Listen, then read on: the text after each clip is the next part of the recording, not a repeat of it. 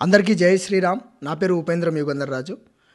నేను దాదాపు మీకు తెలిసే ఉంటాను. గత కొన్ని నెలలుగా మన పురాతన ఆలయాల కోసం మరియు చారిత్రక నిర్మాణాల కోసం ఎంతగానో పోరాడుతున్నా. అయితే గత 2 రోజుల నుంచి ఏం జరుగుతున్నాయంటే కొన్ని వీడియోస్ నాకు వస్తూనే ఉన్నాయి. నా ఫాలోవర్స్ పంపిస్తున్నారు. ఏంటబ్బా అని చూస్తే ఇక్కడ కల్వకుర్తికి సంబంధించిన గచ్చుబావికి సంబంధించి.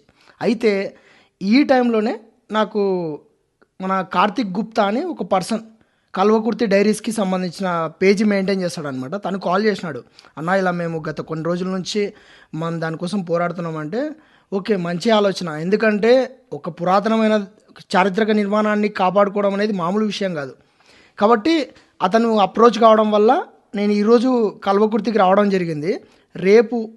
రేపు ఉదయం 7 నుంచి 8:30 మధ్యలో నేనైతే అక్కడ శ్రమదానంలో పాల్గొనబోతున్నా.